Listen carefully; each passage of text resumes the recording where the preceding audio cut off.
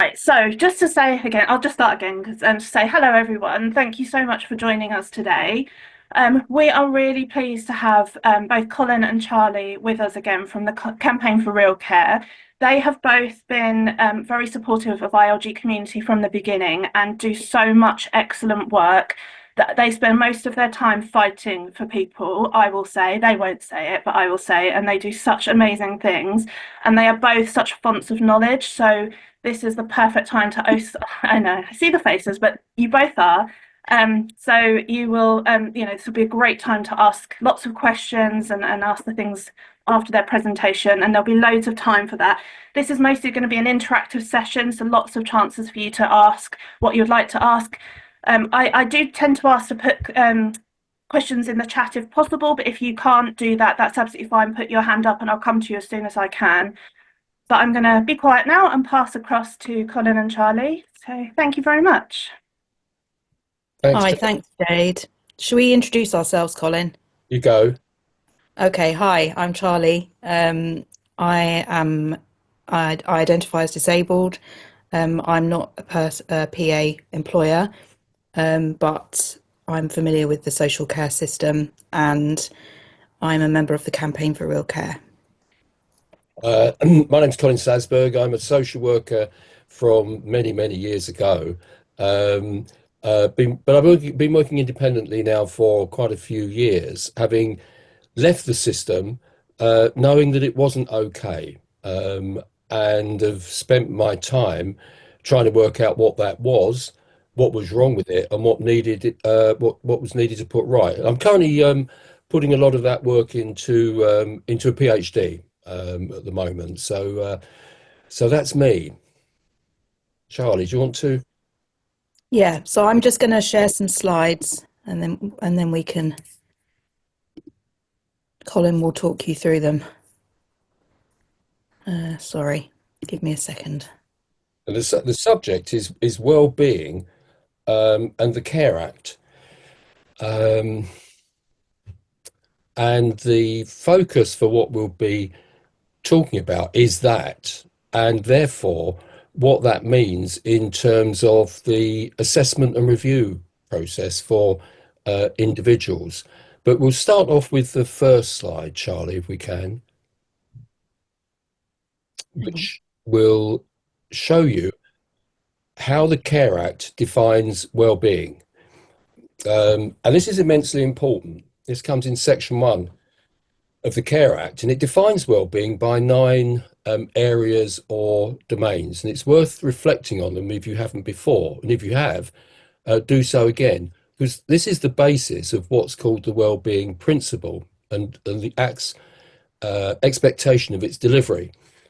So the first is personal dignity, including treatment of the individual with respect by the system. The second is clear that it's not just physical health and well-being, but mental and emotional well-being. Protection from abuse and neglect, you clearly expect. Number 4 is what's been acknowledged for many years, but it's in the Act as part of well-being, that's control by the individual over their day-to-day life, including over care and support, or support, that's for care, that's for informal carers. And the way in which it is provided. So control is seen as a very much part of well-being. Participation in work, education, training or recreation. Social and economic well-being, of course. Domestic, family and personal relationships. Suitability of living accommodation. Living in the place that's right for you. And 9, the individual's contribution to society. Now, I don't know anybody that doesn't believe that between those 9 areas, you've pretty much covered well-being for anybody, let alone somebody that needs care and support. If you can tick all of those boxes, then life is pretty much okay. We'll now move on to the next slide, Charlie, if we can, to compare well-being under the Act, which is those 9 that we've just been through, with eligibility criteria. These come under regulations. And they're different. If we go through them, there are 10, not 9. But if we go through them, managing and maintaining nutrition, managing personal hygiene, managing toilet needs, being appropriately clothed, being able to make use of your home safely, maintaining a habitable home.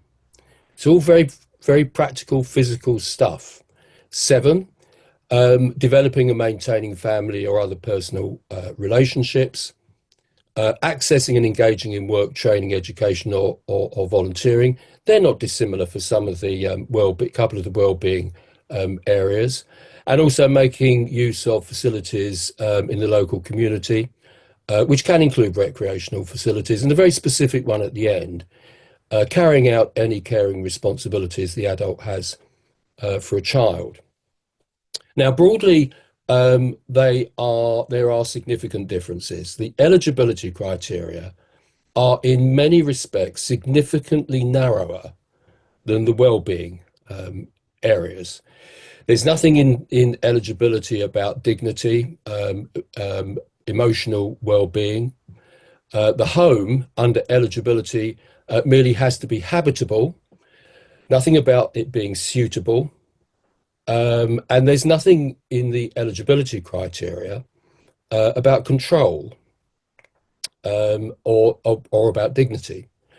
Now, what the Care Act says about the difference between eligibility and well-being is this. Eligibility, if a need meets the eligibility criteria, then it's a legal duty for the council to meet the need. Resources cannot come into it. No matter how much it costs, if a need is deemed to hit any of those 10 eligibility criteria and also impacts on well-being, which it should do, of course, then it must be met. The need must be met without regard to the availability of resources. But the Act actually then goes on to say something about those needs which a person might have for well-being that do not fit the narrow eligibility criteria. And the council has the ability to meet those needs under what's called a statutory power. So the Act says that a care plan, a care and support plan, will meet all of the needs which meet the eligibility criteria, and as many of those that are that address well-being over and above the minimum that the eligibility criteria set out, that the council has got the resources to actually fund. And if it doesn't have those funds, then you have unmet need. But, and this is a very big but, that's not the way councils operate. It's not the way any council operates. They operate under what's called the eligibility policy. And it's a policy that has been in existence well before the Care Act. And under that policy, in fact, the only needs that a council meets are needs that meet the eligibility criteria. They don't meet needs under the power to meet needs for well-being. And that introduces a couple of complications. The first of them is that when a council sets about the assessment, almost inevitably, all councils, they address well-being, but they address it under the first part of the assessment, and it tends to be in the context of what people want. So councils take the view that well-being is something desirable, it's what people want. But what people want and what people need are two different things. And the law only requires councils to meet what people need. So the first part of the assessment invariably is about what people want. It's gathering information. And part of that information is to find out what people want. And that might well be in the context of well-being. But the second part of the assessment is the business end. And the business end is, but these are the needs which we will meet. And if you think about that for a moment, that creates a further complication. And the complication is this: councils have to meet two legal imperatives. One, they must meet every need that they deem to have met the eligibility criteria. And the other is that they must spend within their budget. So what that means is that the eligibility criteria tend to be only very loosely applied. It's a local determination, and each budget holder, in effect, has their own eligibility criteria. It's basically under a policy of only meeting needs that are a legal duty to meet. It's basically the only way any council can function. And it broadly tends to work that councils do actually, by and large, come in online. They spend within budget. So the question then is, what are the implications for an individual who is being assessed? How can you make this work for you? And you can. You can give yourself a good chance, firstly, by understanding how this all works.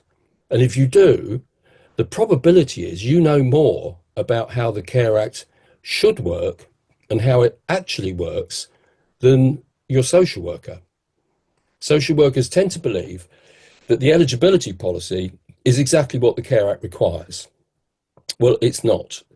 If they read the Act itself, they will see that it's actually not the case, that only eligible needs are ever met. That's a matter of policy.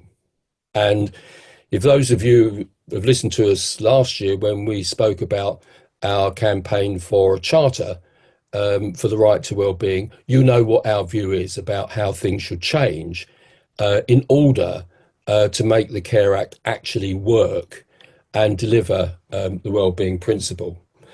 But we're nowhere near that now. This is the reality of today, is that the eligibility policy is the way things work. So the question for you in assessments and reviews is, how can you make it work? Well, the first tip is, don't be sucked into thinking that you only have the ability to say what you want. The Act is very clear, actually, in saying that the council should assume that the person best placed to understand their well-being is actually you. And you can judge that against those 9 areas of well-being. So don't get sucked into thinking that all you can contribute is what you want. You have the ability and the authority in the law to say what you believe you need under the Care Act. So that's point number 1. The second thing to remember is that councils, if they fear anything, it's being seen to be unlawful. So if you can understand the Act and make it work for you, you will be in as strong a position as you can be.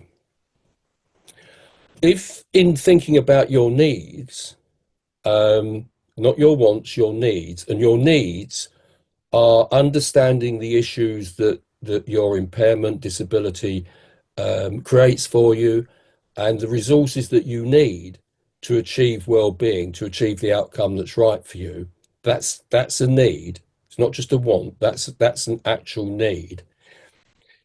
If you can understand that, and if you can then link it to one of the 10 eligibility criteria, then you're probably on an almost certain winner. And you don't need to compromise on the amount of resource that you need to achieve that need. So if you can link it to the eligibility criteria, each of your needs, then you'll certainly be in a very strong position. But if that's not the case, and you can't stretch the eligibility criteria to any particular need, and it is actually it comes under well-being but not under eligibility, then you still have got a fighting chance. And you have a fighting chance simply because the probability is your council might well be confused by it. because they are not very clear about when a need is eligible and when it's not, because they apply their own local rules. Actually, if you can just insist that this is a need that you think you've got that's a legitimate need under the Care Act, even if you can't attach it to eligibility criteria, but only to well-being, your council might well not know how else to respond but to say, okay, because the council, it's in or it's out. There's not a question of affordability, doesn't come into it. It's either in or it's out. So if you've got a need that meets the well-being areas but not eligibility, still put it forward, I would argue, and you'd have a fighting chance. So that's probably as much as we need to say, unless there's anything Charlie would want to add, because I talk and sometimes miss things or don't express things in the right way. But if not, then we're open to discussion, we're open to challenge, we're open to questions.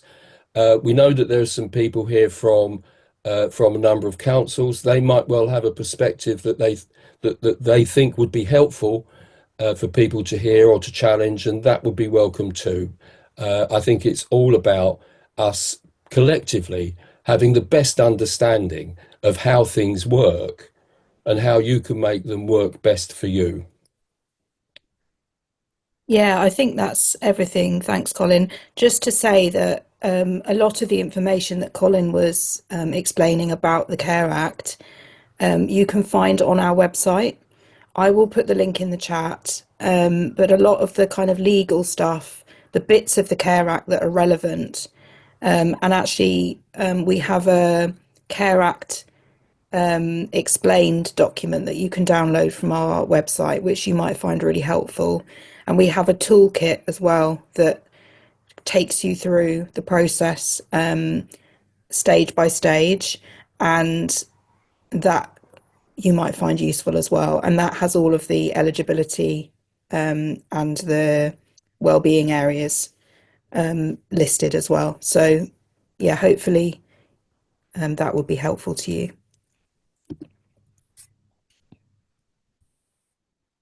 Thank you so much for that. I've put links to the toolkit in the chat. I've also linked the previous webinar that you both did where you went through how to use that toolkit and explained it all. So that's in the chat as well. So please do check those out, because the toolkit is a brilliant piece of kit and really helpful. So there's been a few questions and we've got some pre-submitted, so I'm going to start putting them to you. So the first question is, if you could change one thing about how the Care Act is applied to better support wellbeing, what would it be? Well, one thing, it would be to adopt the charter. I can't think. See, the eligibility policy. It's the eligibility policy, we're clear, that's defeating the Care Act and defeating well-being. But it's been around for decades. It's the way councils survive financially. So I don't think there's a simple single thing that could be done. Beyond, I suppose, if there was one thing that I'd really like to see happen, it would be for a council, a director somewhere to say, yes, we need change. This isn't working. Councils have been saying that the Care Act isn't being implemented because there's not enough money, because it's underfunded. The Care Act didn't say that every need has got to be met. The Care Act says that every need for wellbeing should be acknowledged. And if there isn't the resource to meet all need, then that gap should be admitted. And then the politicians should be exposed to their responsibility to meet need.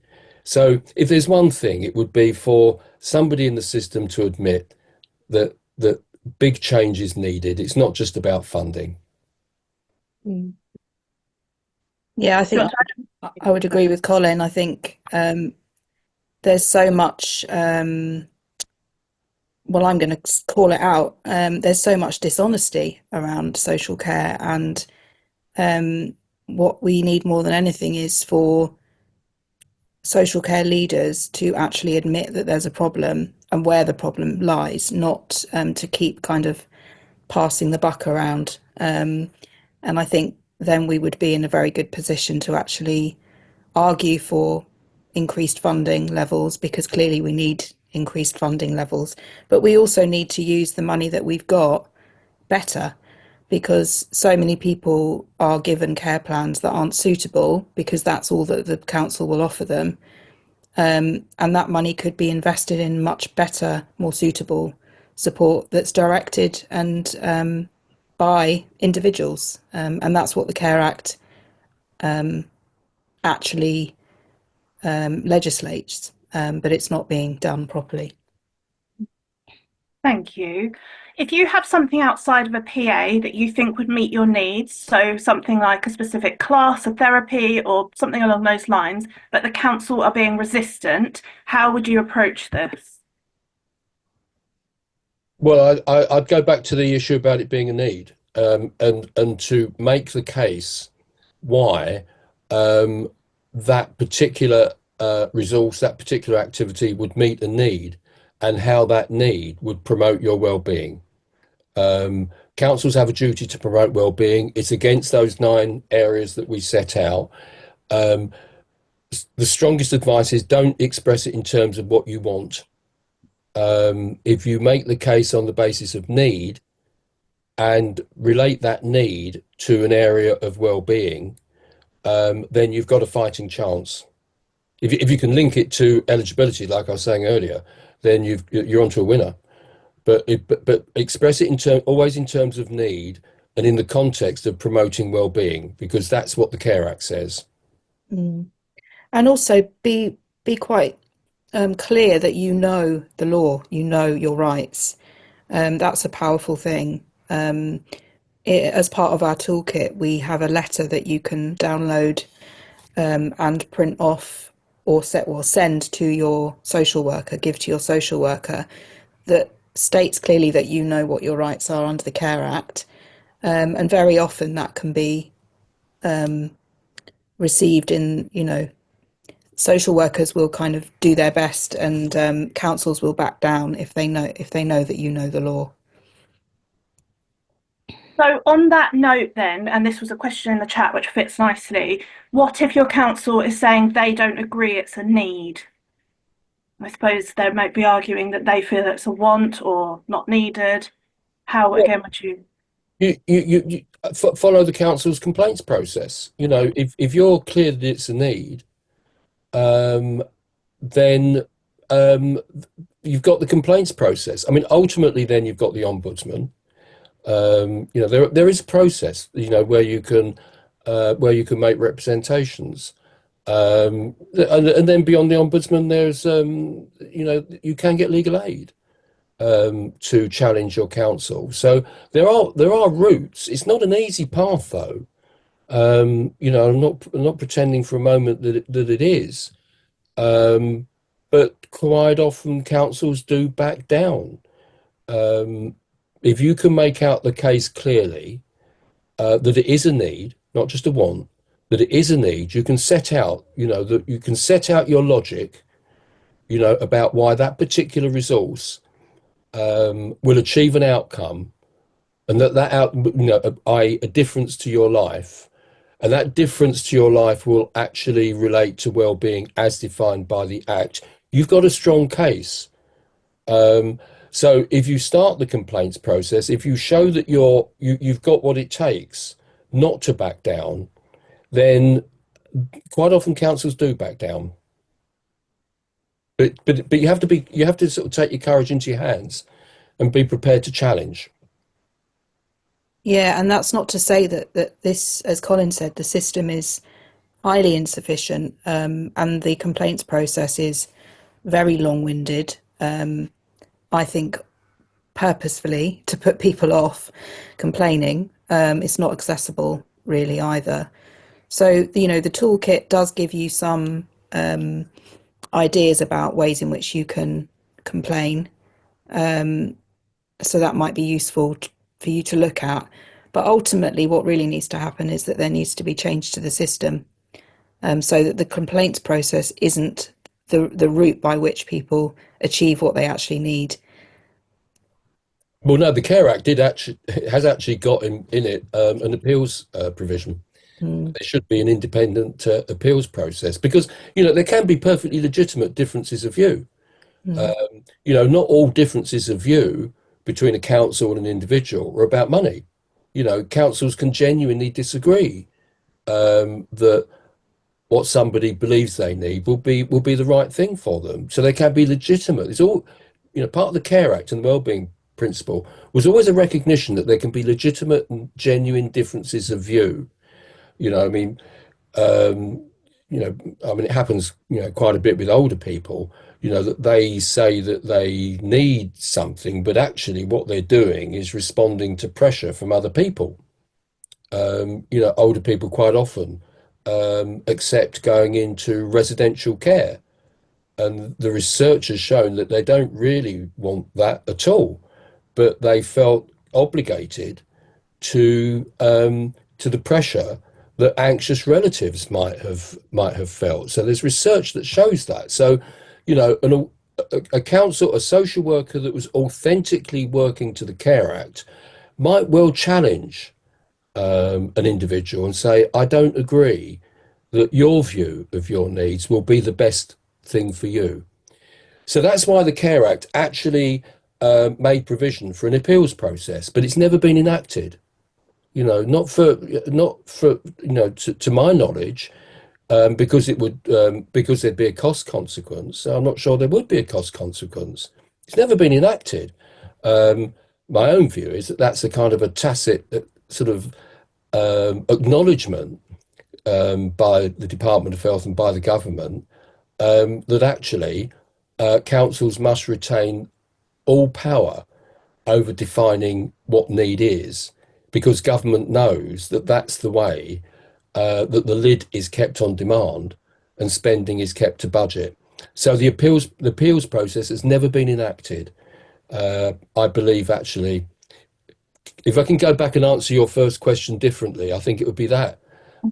I think it would be that, to get the government to to implement the appeals, that part of the Care Act which provides for an appeal. So the Care Act says there should be an independent appeals process. Is that? Yes, Oh, that's really interesting. That's yes, definitely something our members have spoken about before, wanting an independent body to kind of oversee the councils, because as we've seen from questions, it's one thing to say the Care Act says this, but councils are not always responding in that positive manner, or even just yeah, enacting the basics of the law. And as you say, the appeals process can take a long time, and to have that independent body looking over them, which I yeah, think some of us hoped the CQC process would potentially be, but it doesn't feel like it's gone that way. For example, my understanding is they don't even look at people's care plans as part of the monitoring process. Like when they're looking at a council, they don't even ask to see any of the care plans, which to me would be a very basic minimum. The council is telling me this, show me proof that you are doing this, but right, that's yeah, interesting that it yeah, actually was in there. yeah, yeah, yeah. So this question is sort of two-parted. Do you think councils take the wellbeing principle seriously, or is it more of a box ticking exercise? And part two is, why should councils take wellbeing seriously? mm. So, So I answer. Yeah, go for it. Um, sorry, to ask. Say the first one again. the first one is, do you think councils currently take the wellbeing principle seriously, or is it more of a box ticking exercise? And then I'll ask you the second one once you've done that bit. The answer is unequivocally no. They don't take the well-being principle seriously. To take the well-being principle seriously, they would have to do what we said in the kind of the opening presentation. They'd have to identify need against those well-being areas, those 9 well-being areas, without regard to the availability of resources, because what that would then do is identify the gap between needs and resources, and that then would require the political system to address the gap. So until councils identify need against the well-being areas, not just against the eligibility outcomes, then the well-being principle hasn't come alive. It's just not alive. And the second question? Why should councils take wellbeing seriously? They should take it seriously because they should implement the Act. Um, they're unlikely to do it, to be fair to councils, without government actually taking the initiative, because the reason councils behave as they do is because they're encouraged to do so by the government's policy in implementing the Care Act, which is contained in the statutory guidance to the Act. So councils take the statutory guidance to the Act as really the Act itself.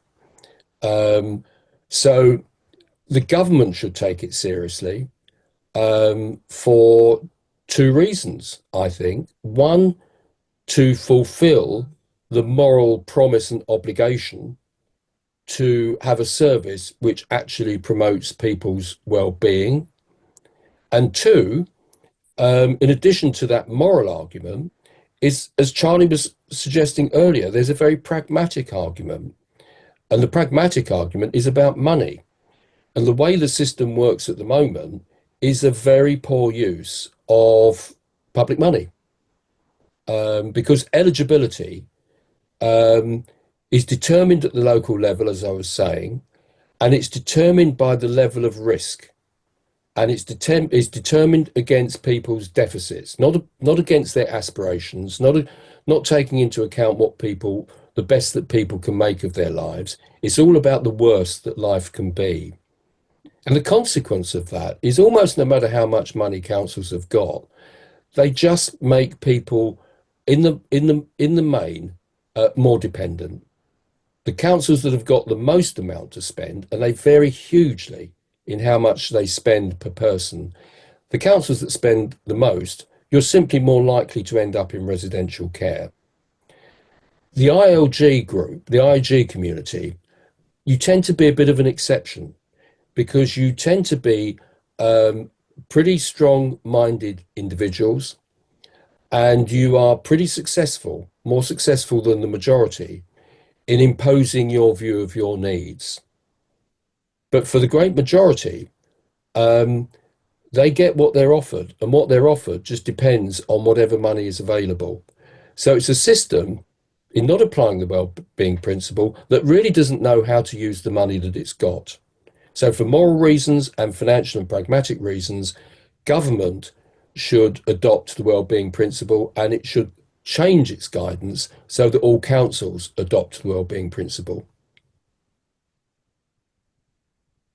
Yeah, agree. Yeah, sorry, go on, Charlie. No, I was just going to say I agree, fully agree. It's a difficult situation because there's a weird relationship between government and councils, and a weird relationship between politicians and council officers, whereby, very often local councillors won't challenge. We've got situations in various councils. I live in Barnet, for example, where we try to challenge our council on this, and we had a good relationship at the beginning with some of the councillors who were able to challenge, when they weren't in power, able to challenge the senior officers within the council. But then as soon as those councillors got into power, they did a 180 and decided that they weren't going to challenge the senior officers. So there's a lot of power in the hands of senior officers of councils. And I think that's one of the biggest issues around implementing wellbeing. They're not interested in that. They're interested in balancing their budgets, and finding the easiest way to do that with the least amount of scrutiny. And we're here to scrutinise, so. Thank you. Right, another one of questions from the chat. I find that local authorities do not know or apply the law correctly. So where does that leave you? I know you've answered about complaints, but it was a slightly different spin on it, I suppose. Well, I think, yeah, I think you have to start with the complaints process. You just have to, and couch your complaint in those terms. That the council is not applying the law. You can go direct to, the law to a solicitor, and it might not be easy to find one that's sort of strong on community care law. And there is an organisation called Access Social Care, who are lawyers who take up individual cases. Although I hear, they're quite busy, so you might have to be a bit lucky to catch them. But Access Social Care exist to provide legal support to people that think that their council isn't applying the Care Act. So either route, I mean, you go to the complaints process, you'll get something quicker, you get a response. You might then want to take that response to a lawyer, either a local lawyer or Access Social Care. Can I just add in? I think at the beginning, if you feel that your council's not, following the law, it may be that it's the angle that you're going in with that isn't quite hitting the mark. And I think that's where our toolkit comes in.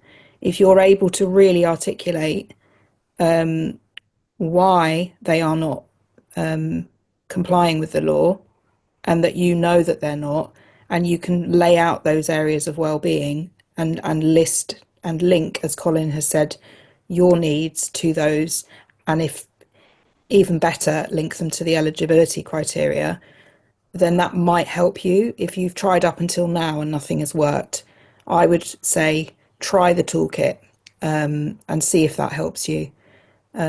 And then if it doesn't, then obviously you've got the complaints process. But I think if you can communicate with your social worker and be quite forthright, you may find that helps.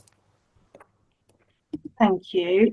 Right, we've got two questions from Sue, which I have summarised, so I hope I've done okay with this, Sue. But she's lost her long-term PA, and her council then arranged live-in care against her will because they said it was the cheapest. She then asked to offer a PA wage lower than the cost of living care, but the social worker refused.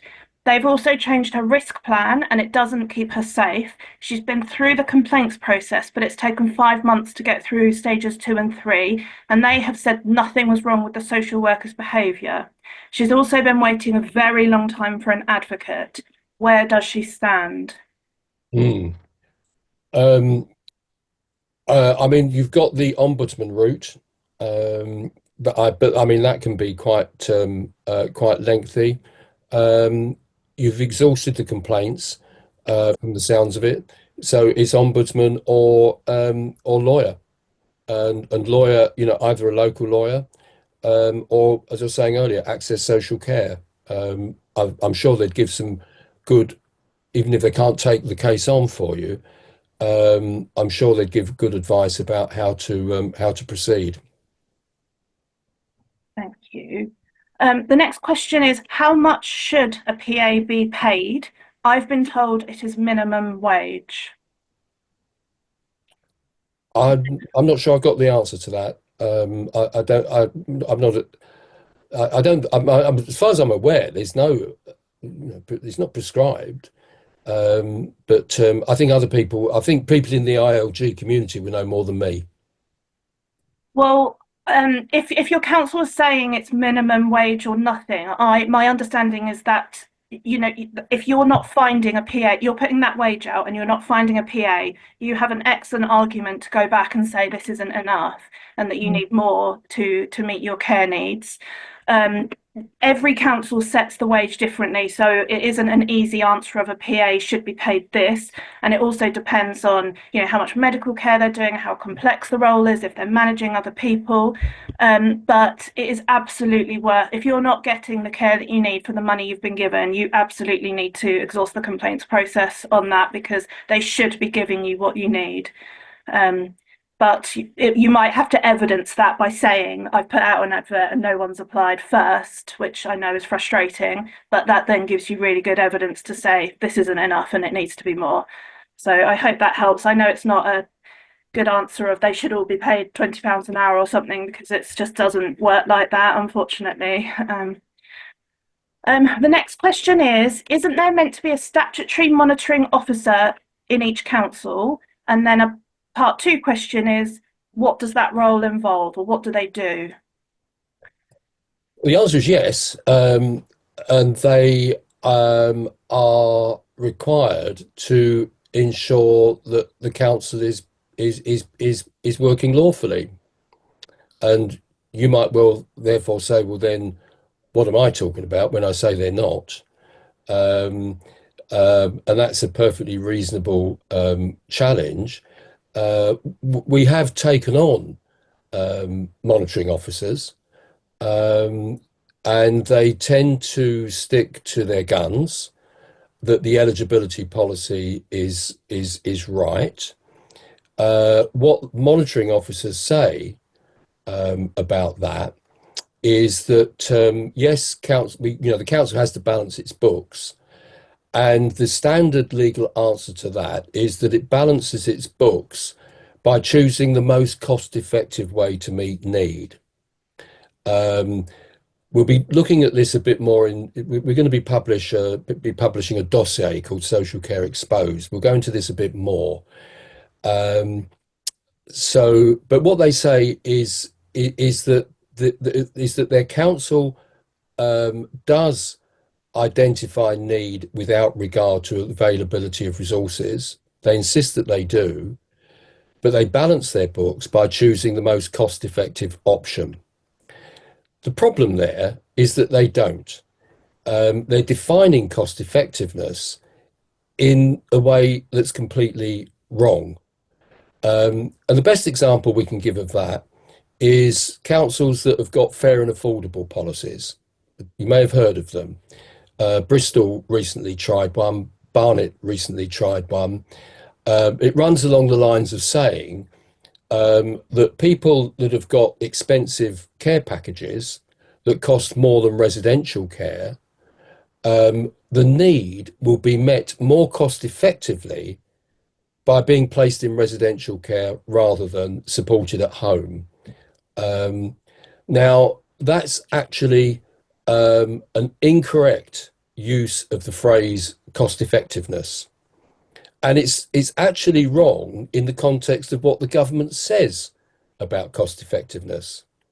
Because what the government says in the statutory guidance is that councils, yes, must choose the most cost effective option to meet need, but without compromising on the need. So, I mean, if you think about it, to say that remaining in your own home is not a need, it's just a want. Going back to what I was saying earlier about well-being is wants, and the only needs are the eligibility outcomes. To say that it's not a need to live in your own home, it's merely a want, is not cost effectiveness, it's cost cutting. And it's a demonstration of what I was saying earlier about how councils move the boundary between need and want in order to suit their budgets. But monitoring officers up and down the country support their council in maintaining that compromising need is okay in the name of cost effectiveness. We did try to challenge Barnet Council, the council that Charlie lives in, and we couldn't get them to be open about the legal advice upon which it was based. We got as far as a Freedom of Information Act request, which they refused on the basis that the advice between a client, between a lawyer's client and a lawyer is confidential. So we never found out the basis upon which they believed that their practices were lawful. We're pretty certain if we had have done, we'd have been able to expose them as unlawful. So monitoring officers are part of the problem. The government's part of the problem. So there's not going to be any easy or quick answer to this. Our campaign is a very long game. Therefore, you guys have got to make the best of your situation within the system as it is. Have put a couple of links in the chat about the monitoring officer from Cascadia, who have talked about how to approach them if the complaints process has not worked, and if you feel the council isn't following the law, as opposed to a complaint about a specific person or something like that. And there's a letter in the chat as well. So if you feel that meets, if you'd like to go that way, then they're there for you. Can you get forced into a care home due to care expenses? Yeah, well, I would say you shouldn't be, but you can be, because the system works, as Colin's just explained, by looking at the resource rather than the need and changing the need into a want in order to stay within budget. And actually, in Bristol, when they tried to put through the fair and affordable policy, one of the specific things that they used as an example of how they might be more cost effective is that they believed that certain people might be served better in care homes, and that might be part of the process of them saving money. So a local disabled people's organisation, along with a lot of people actually nationally, got behind a campaign to fight that policy, and the policy was publicly dropped by the council. And all,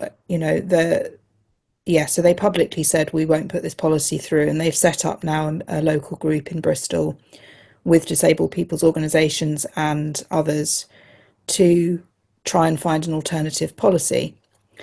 But when we looked at their budget, the budget has still gone through with a reduction and with those cuts that they had said they were going to put through under this fair and affordable policy. So, you have to be aware that councils will often say one thing and be doing something completely different.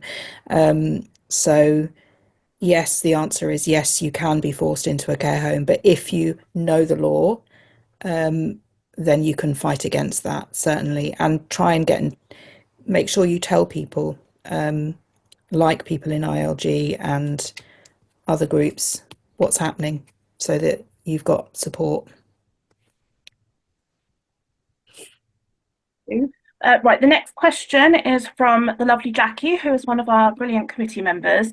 What is the difference between the application of the Care Act Wellbeing principles via social care or via NHS, ICB, CHC? Sorry, a lot of acronyms going on there. CHC is continuing healthcare, which is a specific funding route for those on personal health budgets. And ICBs, I've forgotten what it's integrated care boards, but they're the people that administer the budgets, personal health budgets, and they used to be called CCGs, just to throw in yet another acronym at you. Are there overlaps that can be positive for all, regardless of the funding organisation? So does the wellbeing principles apply to health budgets or CHC funding? Well, I think the short answer is no. And CHC funding is just as kind of variable around the country, as much of probably even more of a postcode lottery than social care funding. So you just have to work your local system the best you can.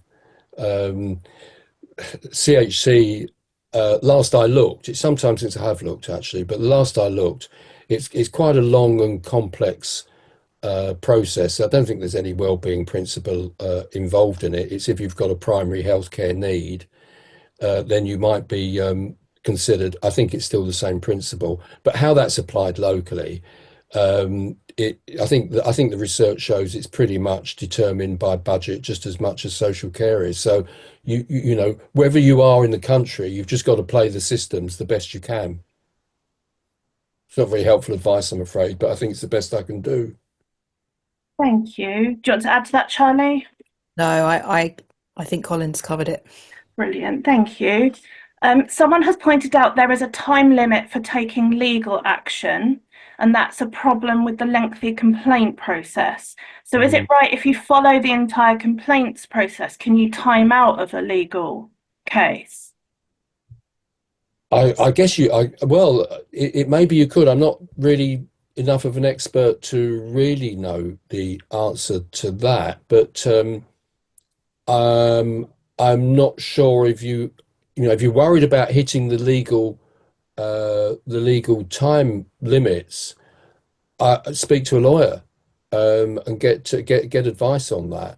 It shouldn't, you know, stringing out the complaints process shouldn't be a way to prevent you from taking legal action. So I would say take legal advice sooner rather than later. But for Yeah, and the ombudsman, you've definitely got to exhaust the complaints process first. mm, yeah, no, I think I mean, it wouldn't surprise me that that might be something that gets done by councils. Nothing surprises me at this point. Um, I try to be as positive and good faith with local authorities, but I think it becomes increasingly difficult over the years, hearing more and more awful stories of people trying to get things and the way that councils handle it. So, yeah, I think Colin's right. Legal advice. I've just summarised Sue's question again. I hope you don't mind me doing this, Sue. But basically, I just wanted to read it out. It's not really a question as such, but I just think people should realise the realities.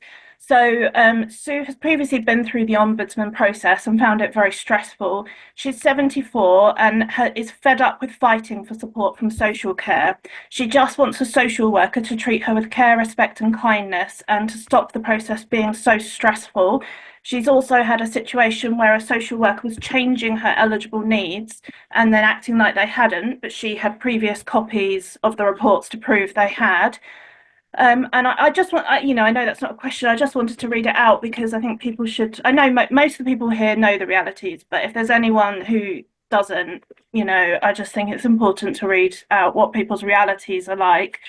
But she does ask a question, which is, does a social worker need to help you get a PA? It's not good enough to just give her the money for care. It's got to actually work, which it can't if you haven't been able to get staff. Mm. Well, Well, if that's one of your needs, if you need support to employ people, then that should come under the wellbeing principle because that is about having choice and control over how your care is delivered and by whom. So if you are going to employ PAs but you need support in order to employ PAs, then that to me would come under being a need. And in reaction to your story, Sue, it's one that we hear a lot and it's awful. And that's exactly why the system needs to change because you're left in a position where, you've tried exhausting all of these things and ultimately the council is saying one thing to you, so you're left powerless. And that's because the system is driven by resources rather than your real genuine needs. So yeah, there's nothing I can say that will make you feel better about that, but just to say that you're not alone and I'm so sorry that you've been through that. Because I've got support workers. I haven't not got any staff, but the PA that does personal care, it took a long, because of my autism, that took a long time for me to trust her enough to even let anyone else in the bathroom. And when I was younger, I'd had a lot of problems, like at school with no clothes on and that, like showers and that, because I tried to skip it because I was so shy. They made us, me and a friend, both walk right through the shower with the whole class looking with nothing on, which I know they couldn't do that nowadays, but I've always been covered up since then. And it took a long time for me to trust that PA to let her into the bathroom because I've got an assisted bath and I can't reach certain parts. I do have to have help. But since I've not had a PA, I've not been able to have a bath. And that's nearly a year. That's awful. And I can't let the others do it because they're not anyone that I could let near me to touch me or anything. So I need another PA that I can learn to trust. An actual PA that can do personal care and does all the other things with you, not just reminding to drink, because I don't have any drink triggers and things like that. So I have to have people here anyway. But the PA did a lot with me going in the shop because I can't go in the shop on my own because I can have meltdowns. But personal care, I've had no bath or no hair wash because I haven't got anyone that can do it. I can't. It took me a year before I let her near me. But I'd had her 11 years, but she had to leave for a certain family reason. And I just can't get another one by myself. No. They're Following all either too expensive or you just can't get them. That's why I tried to advertise privately with a reasonable rate, like £10 less than they are on the sites. But they wouldn't let me do that. Mm. Well, thank you for explaining more, Sue. I wish we could solve the issue. All I can say is, as echo what Charlie said, is you are not alone in this fight. It's something that so many people are struggling with, including all our committee members. It's just awful. So we do completely empathise. But we are fighting for you all. We're all taking part of something called the roadmap, the coalition. Sorry, the roadmap. No, Charlie, can you help? The roadmap the roadmap to independent living coalition. Thank you. Right. Sorry, I'm not very good with words or acronyms sometimes. Yeah, and part of that process is setting out a whole new way of social care, and how it should work, and putting in steps so things like this just shouldn't be happening. We shouldn't have to be fighting for basic social care. Our budget should be looking at us as human beings and including hobbies, interests, and all the good things that make a life. But if they're not even covering the basics at the moment, and it's I know we all know, but it's just so wrong, and that is why our organisation exists to fight for better. Well, how can you only have one decent social worker that worked for you, not against you, out of 9? Because the first one I had, I was put on the street for 6 months with one arm in plaster.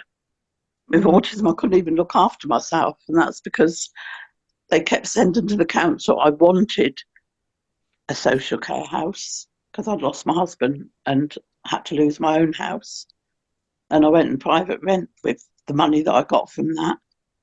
And that only lasted 2 years. And then I needed social housing. And the social worker kept saying, I wanted a house. She didn't say I had a need for a house. And I ended up on the street for 6 months, just me and my dog, with one arm in plaster. Well, I mean, what's important to understand is that, and social workers hate me for saying this, but they are actually instruments of the system. They're instruments of a system which is managerially controlled, and the objective of the management is to reduce need to the available resource. So that's why you're quite often told you don't need it, you only want it. And the social workers are the messengers. They do vary, but they all basically have to function in that kind of way. Their role would completely change under the wellbeing principle. The roadmap that Jade mentioned is actually basically to implement, to mobilise the Care Act. It's to mobilise the Care Act. It's fundamental change, so that the social worker's job would not be to fit you in, to whatever resource management says you can have. Their job will be to identify what you need to promote your well-being against those 9 areas that we spoke about right at the beginning. That should be their job, and then Yeah. they can advocate for that. It doesn't guarantee that you get all of it. The Care Act doesn't actually promise that every need is met, but what it does promise is that every need should be identified. That's the social worker's job, and then the politicians and the manager's job is to find the resources to meet those needs. Then it's clear. But at the moment, the system actually oppresses and suppresses, and social workers, I'm afraid, are the instruments of that.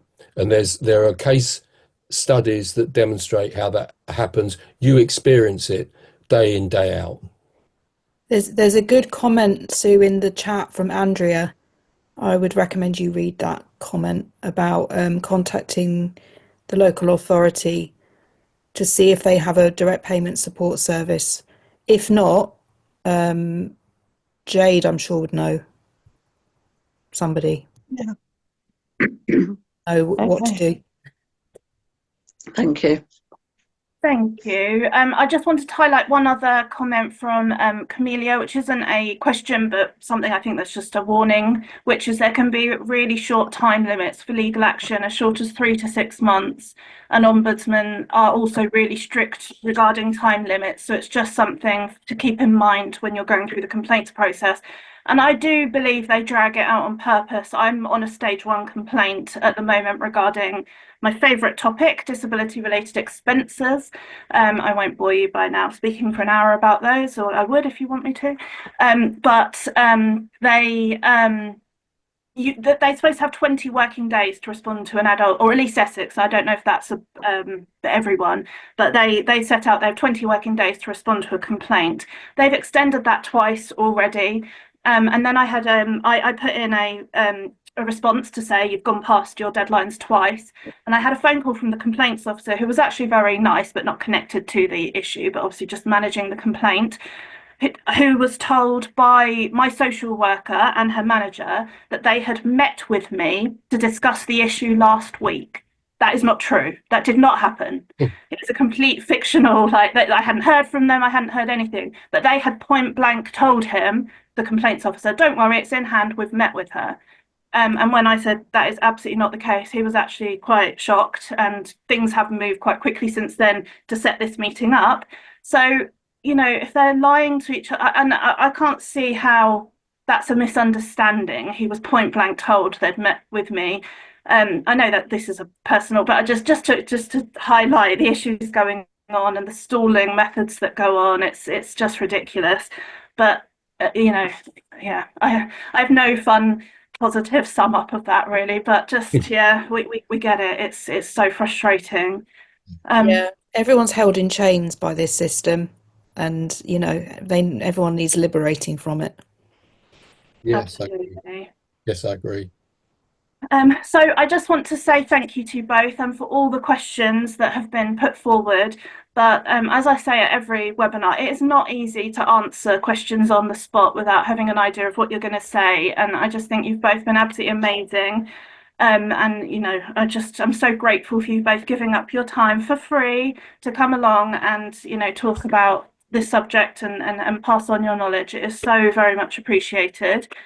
On practical things, this has been recorded as always. That will go up on the website very soon, so you'll be able to watch back. The slides will also be on the website, so if you want to go through them, they will be there as well.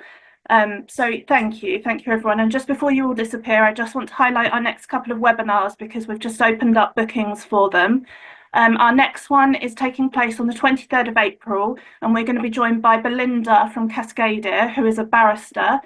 She does amazing work in the direct payments arena and social care, and it'll be your chance to put questions to her, more on the legal side, but also she'll talk about what Cascadia are doing at the moment, how to access assistance with them, and so on.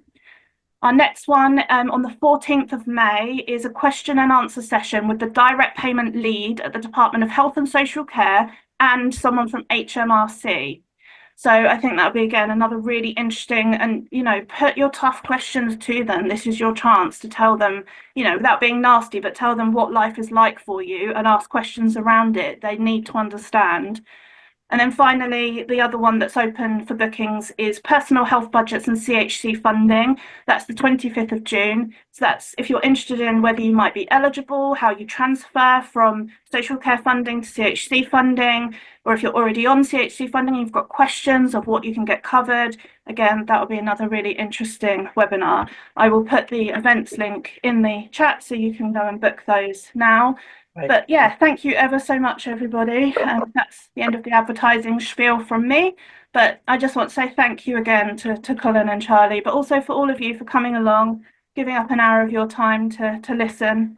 So I hope it's been helpful, even if we can't wave the magic wand and solve social care like we all would if we could. I'm very, very happy to do whatever we can to be helpful. Yeah. Thank you. Thanks everyone for listening. Bye-bye, everyone.